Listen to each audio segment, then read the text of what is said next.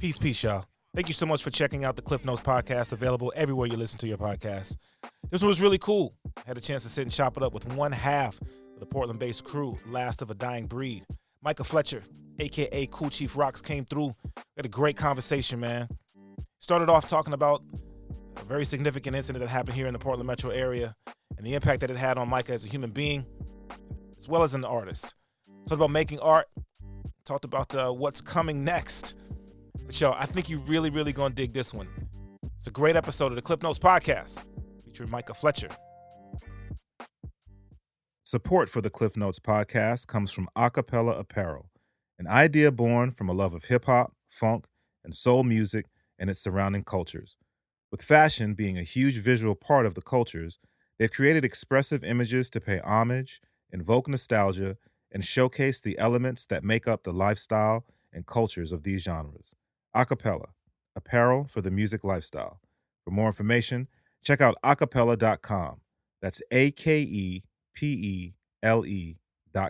Ladies and gentlemen, the show you're about to listen to may contain explicit content. So guess what? You need to put them babies to sleep. This is for grown folks only. So we're not held liable for anything you might be offended by. Thank you for listening.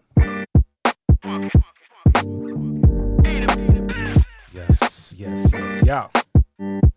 Welcome to another episode of the Klyph Notes podcast. Available everywhere you get your podcasts. Apple Podcasts, Spotify, Google Podcasts, Stitcher, Pocket Cat, everywhere, man. Wherever you listen to podcasts, you can check it out. Appreciate y'all tuning in, man. Big ups to everybody who's been rocking with us all around the world. Once again, man, Brazil's been rocking with us heavy, so shout out to Brazil. Spain, I see you. Asia be rocking with us heavy, so appreciate the love. But still, man, spread the word. Tell all your family and friends to check us out. If you rock with us on Apple Podcasts, you know the move. 5-star ratings, comments, you know what I mean? All of the above. Psyched to have an opportunity to sit down and have this conversation with this cat, man. We've rubbed shoulders a little bit in the past. I've had an opportunity to host him on the live Portland event Mic Check, but now we get an opportunity to just sit and chop it up. So excited for this one. This is a good one, man. Yo, I'm gonna just stop talking. Let them know who you are. What's up, guys? I'm Micah Fletcher, also known as Kool Chief Rocker. I hail from the neighborhood of Southeast in the land of Portland, Oregon. I am one half of a duo known as Last of a Dying Breed, me and Mic Crenshaw.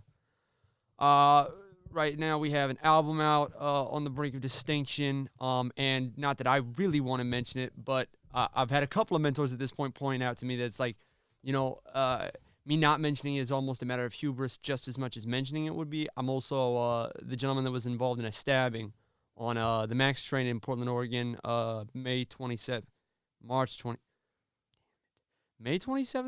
One of the M months that are right next to each other on the 27th, where Jeremy Christian stabbed me and two other individuals. The other two died, and I was able to survive that event.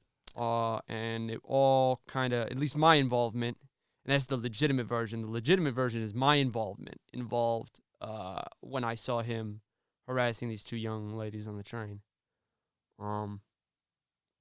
Yeah, that's who I am. That's crazy, bro. I didn't know, because we didn't talk before. I didn't know if you wanted to get into it. It's whatever. You know what I'm saying? I don't, of course, but really it's not like, what was it? So I got this mentor from when I was a kid, all right? Her name is Magic. Old school black woman, had family in Vanport, right? She talks to me, I want to say 10 or 11 months after the stabbing, right? And we're sitting in a cafe in North Portland that does barbecue, like old school Southern barbecue. Yeah. And we were just talking about things. We were chopping up about the girl I was dating at the time. We were chopping it up about going back to the camp that I went to. She worked at, and now I also have worked at Caldera. Shout out to Caldera Arts. And she was just like, Michael, listen, you are a blessed child of God. Like, you, at the end of the day, whether you accept that or not, you are a blessed child of God. And the fact that you survived this event is not something that you have any right to take credit for. Okay, you survive for a reason. You have a purpose on this earth. And so the concept of you attempting to not share your experience, your strength, and whatever hope you might have gleaned since or during that event, it's an act of ego. and it spits in the face sort of all the different people that raised you, including me, myself, and I. And don't get me wrong, she didn't say it in that many words, but I have a terrible memory, so I'm not even going to pretend to try to recreate the way she said it, but that was essentially the message, and it stuck with me, because for a long time, I was hiding my face. Like, what a lot of people don't understand is that, like, for basically the entirety of the 9 months after the stabbing, I was drunk and high on cocaine. Like, and I mean all day, every day. Like, the second I woke up, beer in hand, drinking, okay? At night, I'm hitting the clubs. I'm doing lines after lines. I'm doing everything humanly possible because I can't get the sensory memories out of my mind of what happened on the train. Like people don't think about the fact that blood has a smell, and when enough of it pools on the floor, it has a texture too. It's sticky, not quite like honey sticky, but like if you spill a soda and you wipe it up, but you wipe it up poorly, and like as you step on it, you still feel that little grip to the floor and that little rip as you come off of it. And it's just like all of that shit would keep me up at night. I actually about I want to tell you 2 or 3 weeks afterwards, my mother had to talk me down as I was crying in the fetal position in the dark corner of our garage, clutching a machete, because I was absolutely certain people were coming to murder me. Because what I thought had happened in my mind, right, was that this nutjob got on a train and was saying a bunch of crazy shit because he was crazy. And he hurt some people, and that's that. But then around me, in the news, locally and internationally and nationally, this was being turned into yet another methodology with which the media and the politicians and la-di-da could push their little fucking agendas, right, to fight their little fucking information battles and their little culture wars. And, not to say that I'm, like, apolitical or have no cultural beliefs myself, but just, like, this event, although, of course, having a lot of matters inside of it that do have to do with culture, a lot of it really had to do with mental health. A lot of it really had to do with addiction. A lot of it really had to do with the culture of Portland. Yeah.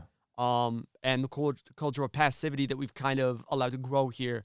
Because, like, when I was a kid, if you were yelling on a train like that, somebody's going to beat your ass. That's facts. Somebody's going to beat your ass. Doesn't matter who, but, like, they're just not going to put up with it. And that's not necessarily to say that violence is something that I, hold up to as the highest value. It's not something that I necessarily think is always morally right. You know, it's just the facts, though. That's like, because we had culture here. People grew up here. Generations of neighborhoods had already been around. Yeah. And so there were rules in this motherfucker. You see what I'm saying? Yeah. Like, you had to act a certain way on certain street corners. You didn't wear certain colors in certain neighborhoods. You didn't talk to certain people certain ways. And you sure as shit didn't yell at fucking minors on a train. Like, that's some chomo shit. You don't do that. Even if you're not a child molested, like, that was just, you know what I mean? Like, that was the reputation that it garnered. And so it's less about me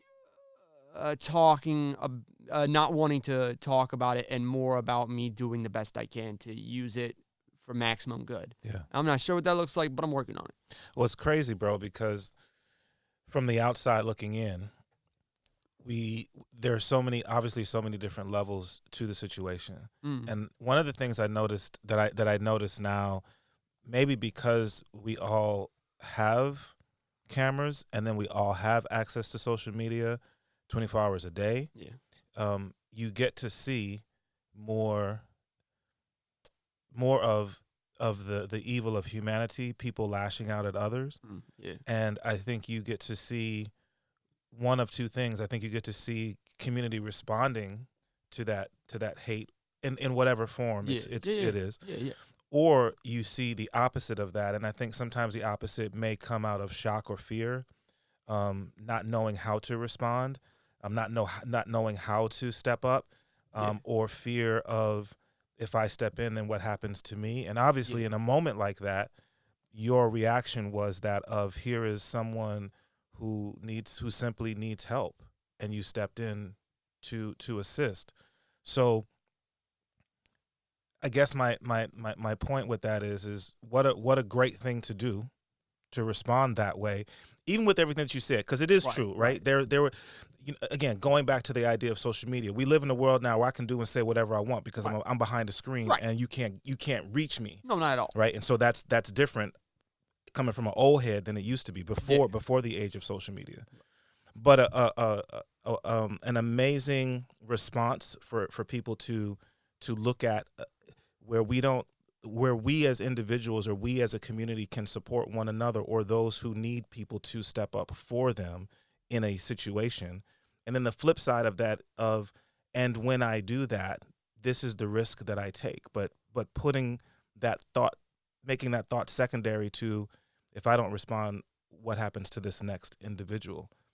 So I guess my question with all of that is, and you've spoken to it a little bit, how do you manage the repercussions of those choices that you made? You talked about how you kind of dealt with them after the fact, hopefully overcoming some of that, and then using that. Do you see the benefit or responsibility, might be too strong of a word, of then sharing with others, this is how you come through that post-traumatic situation? So, and is music a part of that? Well, for me, yes, that's absolutely hands down. When I talk about these things, I try to give advice or what have you, or give my version of experience that I think is the most applicable to most situations. Now, if you're into art, right, of any variety, but especially music, that is key. It's paramount. That's the first thing you should jump into. And maybe for a while, you need to seclude yourself and just do that. Like, even get away from mom and pops. Because at the end of the day, every single person in your life has been affected by something you did, and then another person reacted to, and you suffered the consequences of that reaction, right? And you didn't mean, nobody means for that. See, this is what people don't understand about violence. Nobody understands that you're not hurting one person. You're hurting them and everybody that's ever been connected to them. Right. Anybody that cares at all. Like, if they have children, you've just affected their children, et cetera, et cetera. And so what you have to understand when you go into a situation like that at the end of the day is that there is no way for you to manage the repercussions felt by your loved ones. I lost a woman I was madly in love with due to that. I started acting heinously. The media would not leave her alone. I was an alcoholic coke fiend. Like, you know what I mean? Yeah. Like, we all grew up around that guy. He's not fun. He's not, like, responsible. He's not respectful. He's not trustworthy. He's not quiet. Yeah. He's not humble. And I inevitably drove her away. And I earned every bit of that. Like, there's not an ounce of that I didn't earn. And I drove her away isn't even the right word. I broke up with her because I did not like how the relationship was going for me. I did not like the way the relationship was going for her. And I felt that in order for either of us to live a healthy life, we had to get as far the fuck away from each other as possible because we've been traumatizing each other for months straight. So when it comes down to things like that, the only thing you can do is not have any expectations, okay? If you decide to make a decision like I made, be very prepared for the fact that your life could not change at all, right? Or every single aspect of it ever could change dramatically and in ways that you would never see coming. Now, so what to expect? How I ended up having to deal with it apart from music is a couple of different things. I mean, number one, I had to stop drinking and doing blow, right? Because that's off tops. That's going to turn, like, blow is a hell of a drug. Rick James wasn't lying. That shit is not funny. You are gonna wake up in the morning in a stranger's house in another state and be like, "What the fuck's going on?" It's not a good time. And you'll hear stories about yourself that will surprise you in your sober moments, few and far between those though may be. And so the first thing I had to do was get off of that. And so I haven't been doing any of that for almost 2 years. Good now. for you, bro. For real. Then the next step you have to do is realize that had nothing to do with it, if that makes any sense. So, like, great, you were high on cocaine and drunk. But I know plenty of people that when they're high on cocaine and drunk, they don't run up to random strangers, like, scream about how they're conservatives when they aren't, and you've never met them, and you're just drunk and crazy, and getting fights with them all over bars in Southeast Portland. Like, a lot of drunk, high people don't do that. So obviously there's something going on in your mind or in your character that needs a little bit of correction. And so being able to have access to any form of a psychologist, closed-mouth friends, you know what I mean? Family that will actually support you. Mentors like Mike for me, you know what I mean? Like, Mike was really pivotal in some of those moments after that when I had some really important questions. or like Magic or Shamika Owens. Shouts to Shamika. A lot of people, man. It took a village to make me the way I am today, and all props to all of those people. It would take too long to name them all individually, but I love them indefinitely and owe them my life. That's what's up. Bro. And that's the kind of thing you gotta have. Like, really, that's all you can do. Chopping it up with Micah Fletcher. So then, how do you keep an event that's that significant from defining who you are? Oh no, you don't. That's not gonna happen. That's just unrealistic. Anybody that tells you that they don't let it define who they are, they're not reaching deep enough. They haven't analyzed far enough. At least in my experience. Yeah. Like, let me put it to you this way, boss. One of the first things I started to do after I finally got a little bit of clarity of mind is I carry a knife with me at all times. Yeah. Not to protect myself, so that I'm not uncomfortable around knives. You know what I mean? I have to do that. Yeah. It's not, and it's still some days it's not fun. Yeah. But I have to do that. The other thing, I look in the mirror every day. And I watch myself touch my own scar. Because I can't feel that anymore. Like, that nerve, it's fucking gone. It's not coming back. It'll never come back. Doctors have already told me. Yeah. I'm actually missing one of my jugular veins because of it. It was a millimeter away from hitting the carotid. And if it had, I would have died. Guaranteed, pretty much. And so, like, you also have to come to terms with, like, okay, so what condition is your body in now? What has changed? This is you now, right? And then there's just a lot of other shit that will change. You will become far more, if your experience is anything like mine, and if you're a person anything like me, you're going to start noticing a lot of things very differently than you ever have before. Yeah. I can count the number of people behind me by listening to the footsteps behind me now. You know what I mean? Yeah. I can't even sit in my own house and be unafraid. I have to lock every door, even the ones inside of the house. So I've locked the front door. I come inside, I go into my room, I close the door. If I can't lock it, I try to, like, just keep an eye on it. If I can lock it, I lock that door as well. Yeah. The windows stay locked. Everything stays locked down. This is so that I'm not distracted by my own paranoia.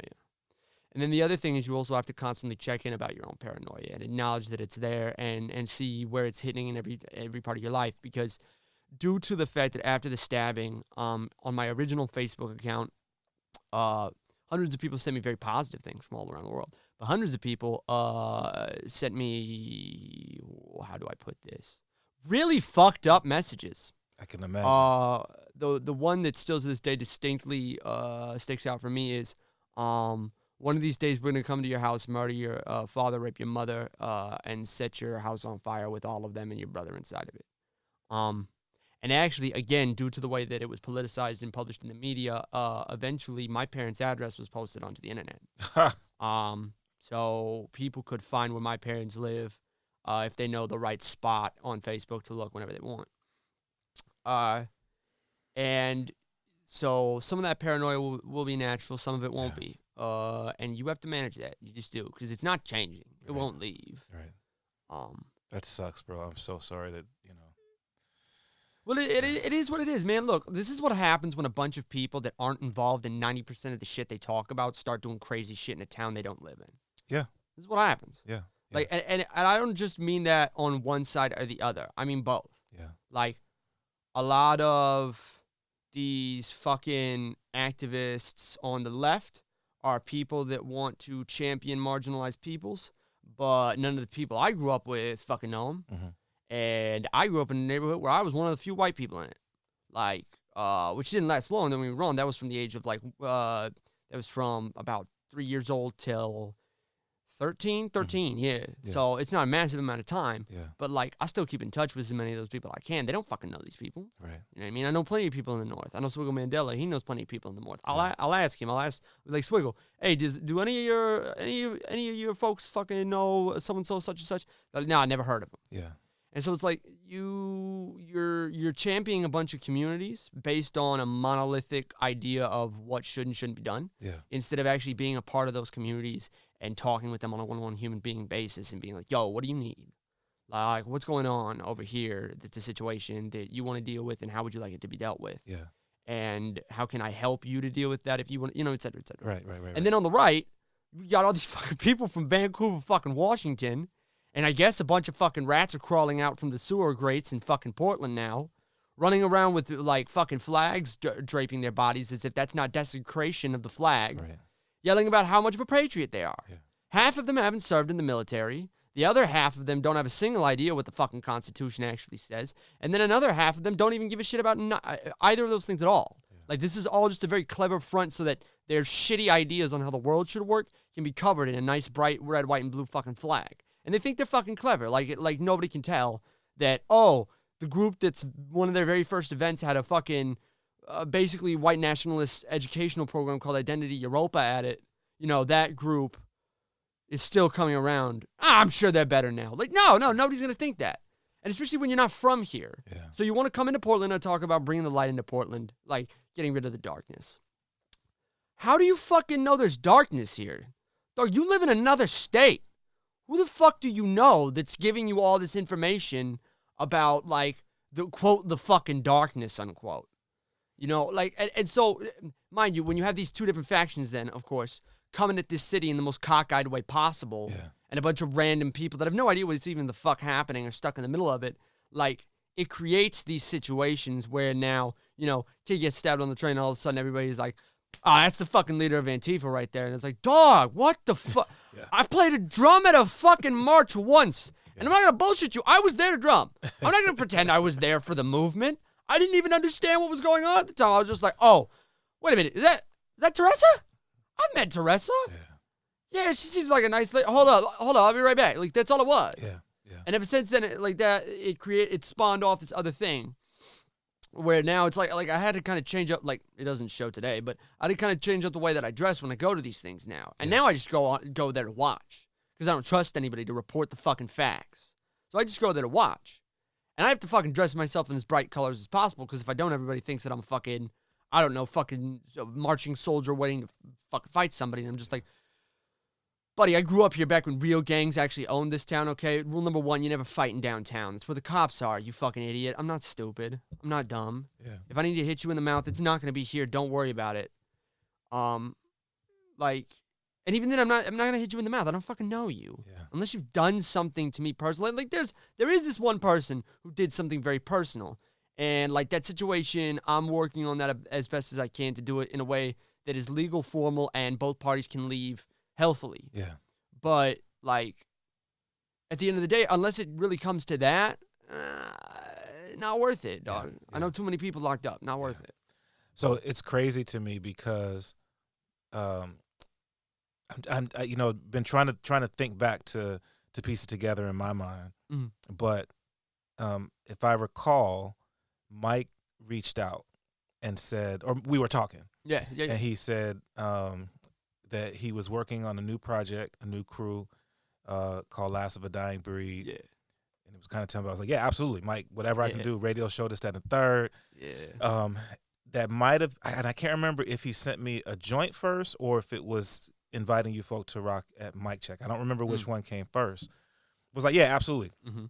And he said, yeah, me, and I don't remember if he said Micah Fletcher or if he said your name, whatever. But I was like, yeah, whatever. Mike, if you co-sign it, if that's crew, whatever. Right. Go through. And it was a minute, because at that point I feel like I at least had started playing a joint on the radio. Didn't put it together. Like, bro, I didn't put it together for a minute. You know what I'm saying? For a minute, bro. And to be honest with you, I want to say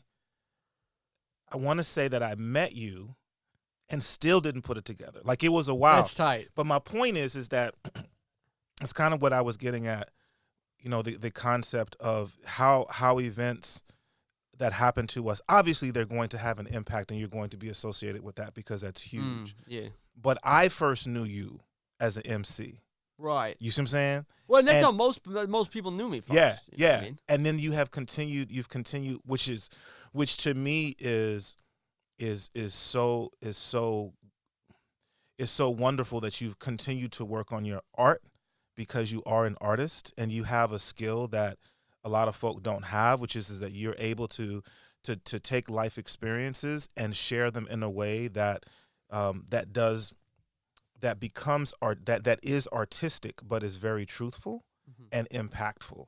So I celebrate that you've been able to come through or continue to work through coming on the other side of this situation and then continue to be an artist. So thank you. I appreciate that. You know what I'm saying? As a consumer and a curator, I definitely appreciate that. I mean, so you mentioned a little bit that Mike is a mentor of yours. He's been a mentor through this process. But where did you and Mike first connect? So the first time me and Mike connected, as it turned out, was years and years ago. When I Okay. was a kid working on this. I want to say it was working on a project for Multnomah County. They were trying to make a hip hop album about STD awareness. Mhm. I met him and this guy Randall Wyatt, who yeah, you know Randall. Shout out to Yeah. Ryan. He's been a guest on the Yeah, podcast for sure. Speak your minds, baby. Yep, all day. Oh, so yeah. tight. Yeah. Love them boys. Anyways, and that lady. Whoo! She got a voice, man. You ever? Yes. I actually, okay, so believe it or not, I sat in. I was trying out to be the new drummer for their band. Oh, word. I didn't make it. I wasn't. They have this one song that's a disco track that I don't know why I couldn't get the hats right, but I just really couldn't in that moment. They were like, look, I love you, kid, but you got to go. Right. Like, we got a concert 2 weeks. We can't have this. But yeah, she was there. She was. Yeah, shout out to Adrian. Adrian she's an amazing vocalist, an amazing photographer, just a really sweetheart. Yeah, yeah. Ridiculous. So I had met him with Randall, right, working on this album. Yeah. Years pass, right? Whole grip of stuff passes, because that was when I'm in middle school. Okay. Then I get out of middle school. I'm in high school. This is the first time I'm actually introduced to the fact, and I can explain how it's possible that I didn't know this if you're interested in that in a minute. But I actually didn't know that Portland was like a majority white city. I had no idea. Yeah. And then all of a sudden I start going to Madison High School. I'm like, where the fuck did these people come from? Yeah. Where have y'all been? Yeah. So I start going there, and I start getting into poetry because nobody here really likes rap, or if they do like rap music, they don't know a goddamn thing about rap music. And I'm just like, I can't fucking I got to figure out some way to like use writing in a constructive way and still get people's attention. And that's when I was turned on to poetry, and I was like, okay, well, this is basically the same thing. It's a little different, but it's basically the same thing. I mean, I can't really dance to it, and that's a shame. But all right, fuck it. Yeah. So I started working on that. After I get done with high school, I ended up meeting Mike again. I want to say it was through this right, Temple of Skills. Okay. So Mike was hosting this battle rap competition for KBOO. Okay. And I don't remember how I heard about it, but I heard about it. I came, I saw, and I battled with like I want to say 6 other people. And you know, I made it almost. I almost made final. I was in second place, technically speaking. But Mike kind of took me aside, along with I want to say it was it Wicked. Thank you, DJ Wicked. Word. I want to say was also doing it, and he took me aside. Mike did, and he was like, "Hey man, that was amazing. Yeah. You're doing real good here, kid. Yeah. I respect that a lot." So we had talked for a while, and then we went our separate ways. Yeah. So all this election stuff happens, and I know that Mike's kind of he's artistic and he's politically minded, and I'm artistic, and I'm kind of freaking out because my best friend at the time is a gay undocumented chick, and I'm just like, great, fucking great, the 2 things that we all want to die right now collectively as a fucking country, apparently. Yeah. Awesome. Yeah. So I'm having fucking panic attacks. Finally, I call up Mike. I'm like, hey, can we meet up? Yeah. And I get together with him. I'm like, man, like, how do you deal with this? Like, I know that you've been doing, I guess, activism or whatever for like years and years of your life, like since you were a kid, and like I need to figure out what to do. Yeah. And he pointed me in the right directions. You know, he had me meet a couple of people and meet them and talk with them. You know what I mean? And by talking with them, that allowed me to find the right books and the right stuff to study, and I figured out what I wanted to do. Yeah. And so that's when I started really pushing this idea of working with youths and not working with them like to try to teach them from a political standpoint either. Yeah. But like grabbing these kids and just being like, yo, what do you need? Because like what I find and what I think a lot of studies are starting to find is that kids that grow up in better environments where people actually encourage them and show them not only respect and love, but also people that are actually willing to call them on things in a level-headed way and are willing to show them better ways to do things. These kids end up growing up to be more compassionate, more kind, and more loving people. Absolutely, man. You know what I mean? And at the end of the day, that's the problem. Like, that's the fucking problem we're having, man. The problem is not like, oh, you're a fucking conservative, you're a Democrat, you're a blah, blah, blah. No. The problem is people are being fucking assholes, right?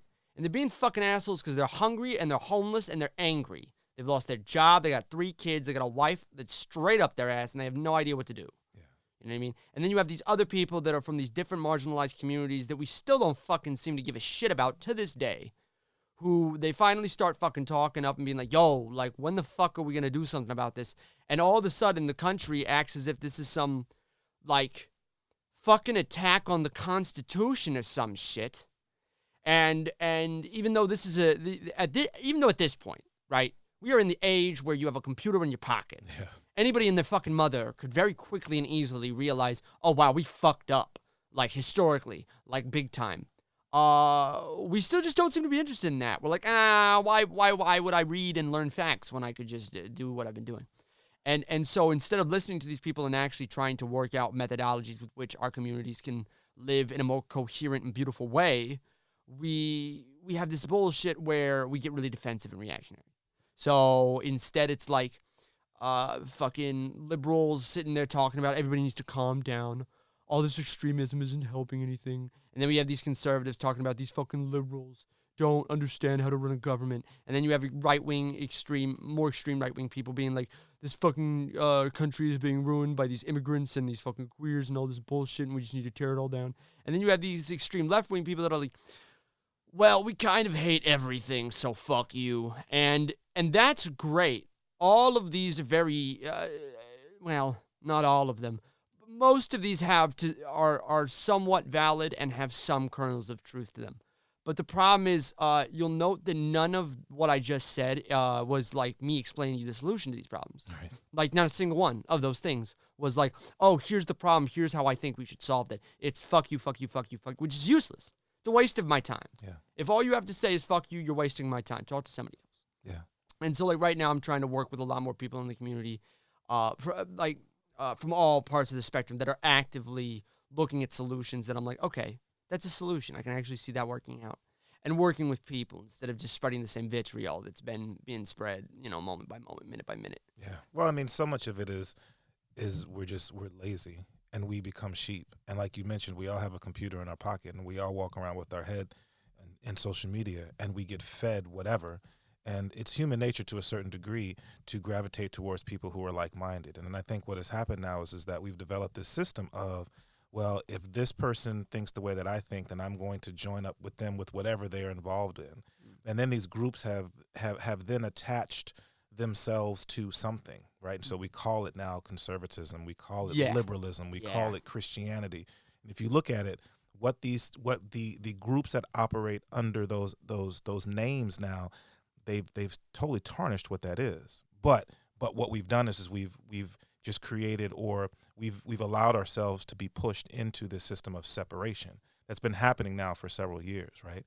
And I believe that the powers that be love that, right? Because what's the best way to defeat a people is you separate them, right? Well, and to bring it back to hip hop music, actually, a lot of the philosophy you're talking about is something that was put on me by Immortal Technique way back in the day when I was a kid. Okay, because what I always found interesting about his philosophy is that he was never really mentioning direct names for very specific demographics of, like, you know what I mean, political thought.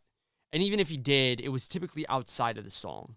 What he mentioned is systems and how they work. One of the things he always talked about was, I have more in common with most broke, rural white people than I do with a lot of rich Black and Latino people. It's something he said in, I want to say, Revolutionary Volume 1 in this song where he was, this was kind of an aside, but the song was actually him addressing some of his vegan fans about, like, being a vegan isn't revolutionary. Shut the fuck up.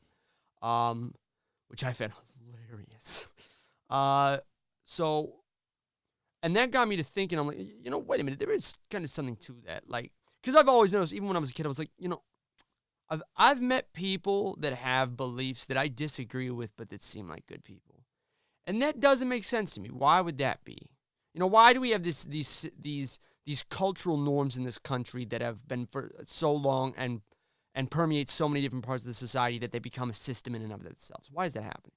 So I end up reading about mill workers, cotton, mill owners, cotton owners, and like paper owners, you know what I mean? Paper mill owners, thank you. And how back during the early colonial Americas, these business owners, and at the time, mind you, these were like the McDonald's of their day. These were the Chevron gas of their day. These people are in charge of the main things needed to produce the resources that allowed that colony to exist in the first place, right? So they kind of owned the culture, even if it wasn't formalized into legislation. Well, there was no legislation at the time, but you get the point. So these people were sending letters to each other back and forth, talking about, a lot of these broke white people and these indentured white servants and these black slaves and Native Americans are all fucking and having babies. And, like, they're starting to not really hate each other and work together. And we're having, like, a bunch of slave rebellions going on. We got to find a way to quash this. How do we quash this? And European capitalist scholars at the time were coming up with these new ways of expounding upon Adam Smith's treatise and Rousseau's ideas on economics. And so everything, when it comes to strategy, was focused a lot on trade. It was focused a lot on wealth and economics. And how can we utilize that to get the will, to bend different countries, people, or places, or things into our will. And so they created what we know as 40 acres and a mule, okay? And that incentive was something that made it so that white indentured servants had an actual reward to look forward to if they continued keeping the status quo of slavery and social separation between the peoples alive. If you kept that alive, you would get what would equate to now, in today's current economics, I think $1 million basically in resources, essentially. Not $1 million, I'm sorry. Like, 10 grand? I don't remember. Basically, you would get enough. That would equate to enough money back then for you to be a middle income, a middle class household. Gotcha. It would give you that lifestyle, and that was guaranteed at the end of your time, as long as you did your sentence. Yeah. And so all of a sudden, it's like, well, yeah. I mean, I could help this black guy over here that I'm friends with, but if I do that, I'm not going to get this money. And that happened for long enough that then it becomes a cultural norm, right? So then people keep acting that way, and their children watch them act that way. They grow up, they start acting that way, their children, so on and so forth, until we forget the part where it's like, this isn't natural in the first place. Yeah. Even though racism, to some degree, there is an argument that genetically there is something about that in our DNA. Not to the extent that it is when you look at it in America. Like, that shit was manufactured. We have it on paper. And that's part of why I kind of disagree with this whole concept of, like, and I don't know if this is just because of the generational gap between us, but I don't think it's a matter of people being lazy. Okay, let's take the job. I just got out of a job, actually, where I was working as a factory worker, all right? My job was to stand in a metal square that's essentially, I want to say 5 foot by 2 foot. Maybe less. Yeah. It might have even been 4 foot by 3. Yeah. But, I mean, so 5 by 4, it might have been 4 by 3. And my job was to grab boxes off of a line, open them, take out the clothing, put hangers in the clothing, put them in the box, tape it, throw it in there. Not a hard job, right? But the dilemma is standing there doing mind-numbing work for 8 hours a day. That's what fucks with you. Like, you're not going to necessarily go anywhere. You don't feel like you're learning anything. You have all this excess physical energy in your body, and you're not being mentally stimulated. You're doing a mindless thing for 8 hours straight. And don't get me wrong, there's nothing necessarily wrong with that. But we currently live in an economic time where, like, truck drivers are losing their jobs, okay? They're about to get priced out of the market by robots, essentially, okay? That shit's been automated. A lot of factory work in the next, let's say, 20, 30 years is going to be automated. New industries are popping up that we didn't really know were going to exist as a kid, and so none of us had an opportunity to really prepare to study that in college, such as robotics, computer engineering, AI intelligence, bioengineering. These are all things that, like, none of us were really taught in high school or middle school. We're going to end up being important parts of how we solve major problems in our country. And so those different markets are never something that we end up gravitating towards, studying for, and then taking seeds of, which is where all economic booms come from, you know? Like Detroit, the reason why was it rich? It was rich because at the time it was seizing on one of the newest innovations in America, the automobile. Like, and the second the automobile was gone, that town turned into a living hellscape. They could then be gentrified by a bunch of fucking rich yuppies from California years later. You know what I'm saying? Like, this is the shit that kids are getting pissed off about nowadays. And it's the reason they don't want to get a job. They don't want to go to school. They think all of this is bullshit, and they all want this change. But unfortunately, the other problem is that they're never really pointed in the direction of where the knowledge is. They have nowhere to turn to. They don't know what exactly, because everybody's fighting, too, is the other thing. Like, mom thinks this, dad thinks that, half of my friends think that we should just rob banks, and the other half of them think go to college. Like, I have no real mentor to speak for that they can give me a good orderly direction in life. And so naturally from that kind of a chaos, you're going to see a generation of kids where without any real guidance, they're going to end up doing some crazy shit. They're going to end up following the wrong people. They're going to end up having a hard time getting a job. And anybody that complains about that is really just not taking responsibility of their part and complacency in the bullshit that put those kids there in the first place. And I'm going to be just as much to blame. Like, I'm 24. I mean, I'm 23 going on 24. Yeah. Like, I'm not going to be a child for very much longer. You know what I mean? I'm not a child now, but I'm not even going to be a young adult for much longer. But let me say this though: when I speak of laziness, I don't mean generational laziness. So I'll be 50 next year. Okay. I'm talking about people who are my age, who I mean, I can literally watch people in my circle of influence who become less and less involved and engaged because there's so many other things to just take my time, right? Okay. So yeah, I go to work, I work really, really hard, and it used to be I work really, really hard, and I go home and then I engage. I either engage with my family or I engage with my community, or when I'm in a situation like when I'm on my job, I'm engaging there. I'm talking about people who are in their 50s and 60s who have lost the capacity to do that because it's so much easier to just have something feed my mind, right? When I was a kid, the television used to be called the idiot box, and that comes from the idea of it's just a mind-numbing thing. There's nothing there that's stimulating my brain to help me become a better individual, a better human being, right? Now we all have an idiot box in our pocket. So to me, it doesn't have anything to do with age.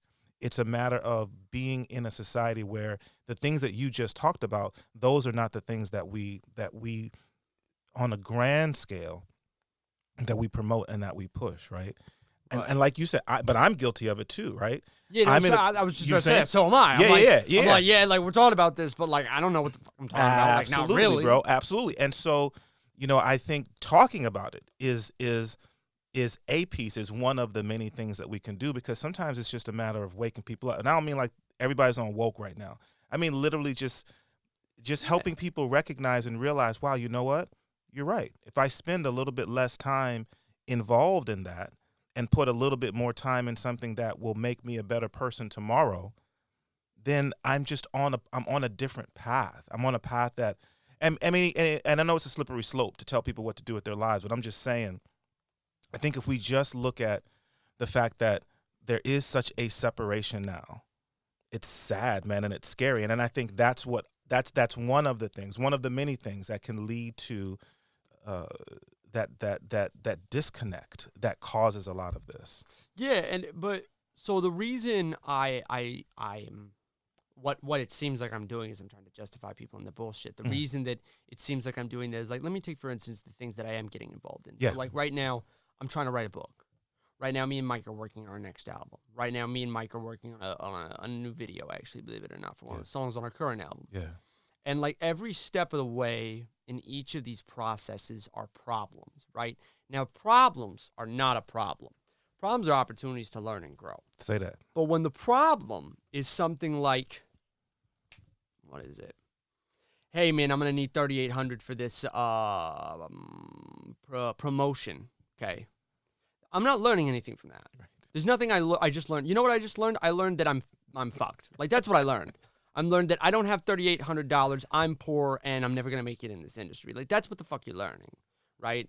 And there is an argument to be made of like, okay, well, then self-promote, figure out how to make your ways into that industry, and that's a great idea. And it's something that I do, don't get me wrong, I do work on. But it's also the most unrealistic shit I've ever heard in my life.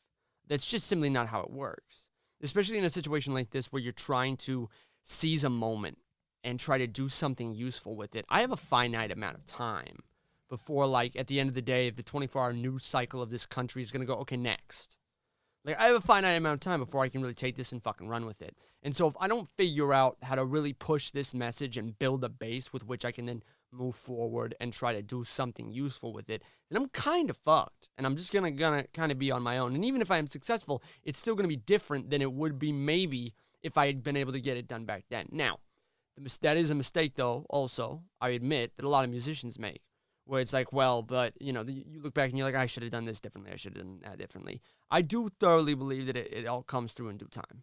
Like, no matter what position you're in, no matter how old or young you are or where you are successful-wise, if you're actually putting in the work and if you're actually trying every day, at least a little bit, then you will actually, like, you have to become successful.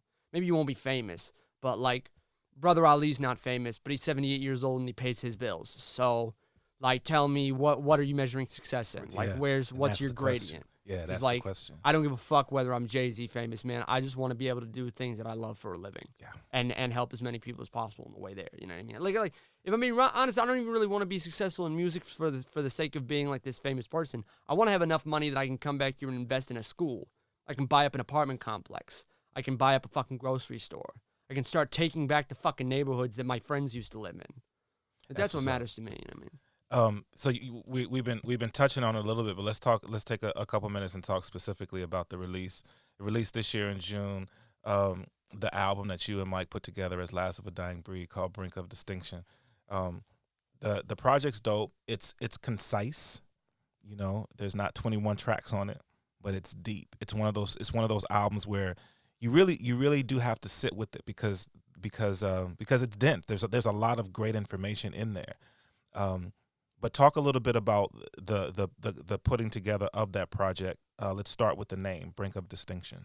Well, the name kind of came from my feelings and Mike's feelings towards the sum total of kind of how our lives have gone.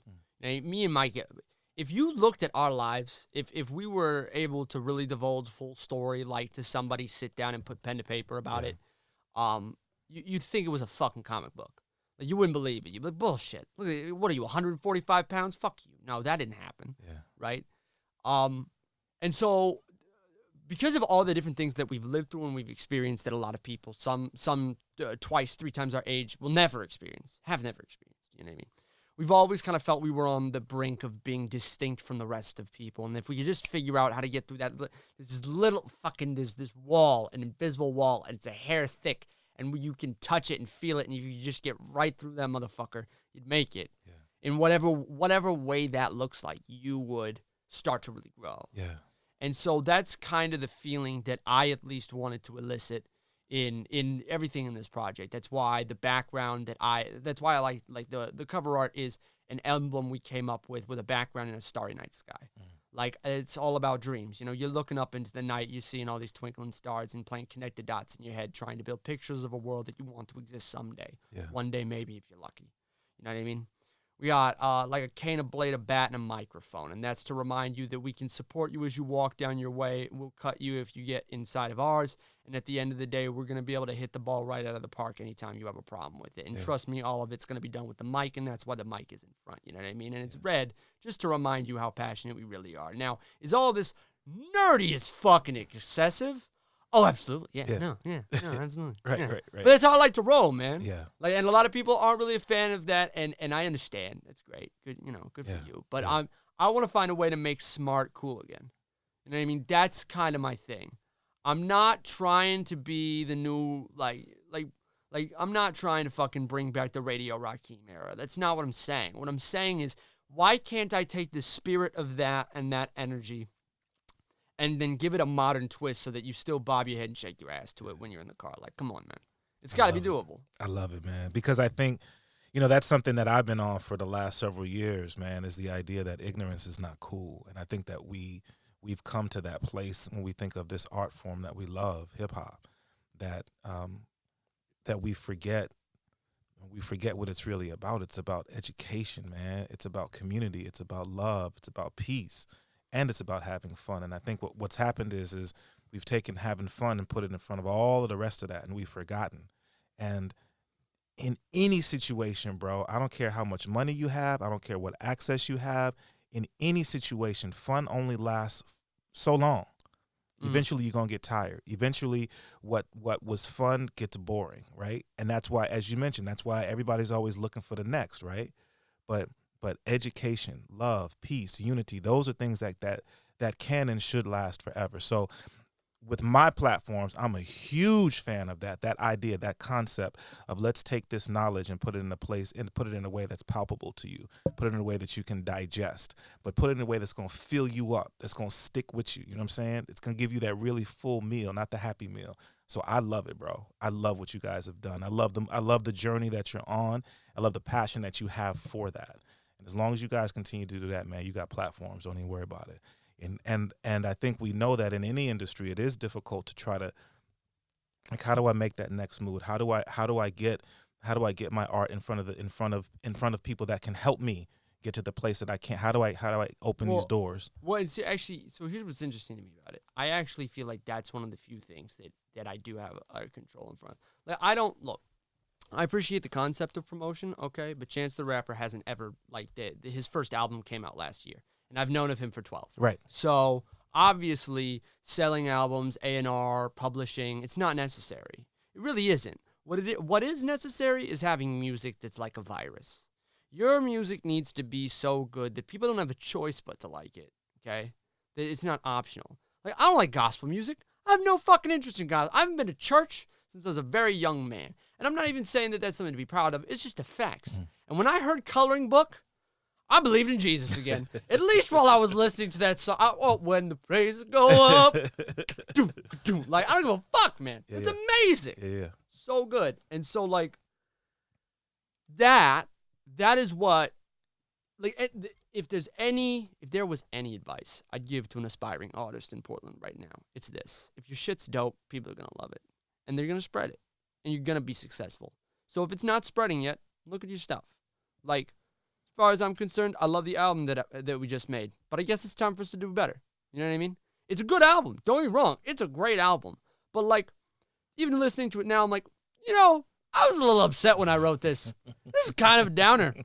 I mean, it doesn't necessarily have to be sunshine and roses. But damn, Micah, you can't just tell everybody that the world's going to end because of capitalism. That's really awkward. Like, you can, but could you at least make it clever? Like, I don't, you know what I mean? So, and shit like that's the artistic process. Yeah. It's like the term in the poetry community that's used is kill your baby.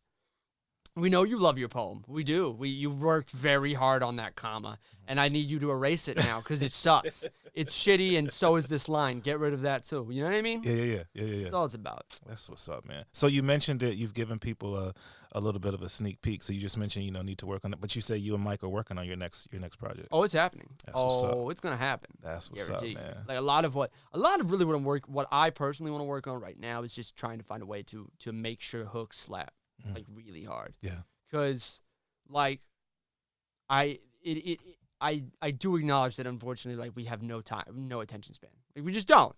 So, like, it's great to have really deep lyrical bars, and let's do that. Don't get me wrong, let's do that. Yeah. But there's something, especially in the comedian community, called economics of words. Mm-hmm. Okay, how many words are you using per idea? Do you really need all 25 of those different words? Or can you just explain it in like 5 or 6, right? Mm-hmm. And if you do that, if you cut things into smaller chunks that are more easy for people to digest, you say the same shit. You just cut it into different chunks, whether that's by making it a metaphor or just removing unnecessary vocabulary, whatever. Like, people will respond to that better. And then the other thing is just sonically making sure that shit fits better. You know what I mean? Like, and this isn't, I think, a problem we've had personally, but like, I wouldn't put a reggae breakdown in the middle of my hardcore themed fucking 808 beat. I just wouldn't, I mean, you can do that. And if you pull it off, right. Props. Yeah. Hats off. Yeah. But, But those are the things that, I mean, it gives me so much joy inside to know that as an artist you're thinking that way, because to a great degree, and maybe it's just because now there are so many people who have access to creating music that sometimes I feel like that's lost on people. The idea and the concept that there's a technical component to putting together a song. You know what I mean? You have to rhyme on beat. I know that you don't have to, but you know what I'm saying? That you should think about the how is the hook going to come in? How those things, I think that's what creates great art. To me, that's what separates art from. So I went to music school. Yeah. Okay, not for long. I didn't graduate. I didn't get a degree. I was too busy bleeding on a train car. But I did learn how to read music and analyze a lot of classical music literature. Yeah. And though admittedly, I've never wanted to scoop out my eyes with a spoon more in my life, I'm really grateful I did that, because then I was like, okay, hold up, wait a minute. So especially about rhyming on beat. Take Andre 3000. Yeah. I don't remember whether this was the Equestrian album. Do you know what I'm talking about? The Equimini? Equimini. Yeah. So I think on the Equimini album, he had this rhyme scheme where the pulse was 4/4, and then everything's like da da da da da da da da da da da da da da da da no da da da da da da baby mama drama with the comma. Like it's not on beat. But it is in rhythm.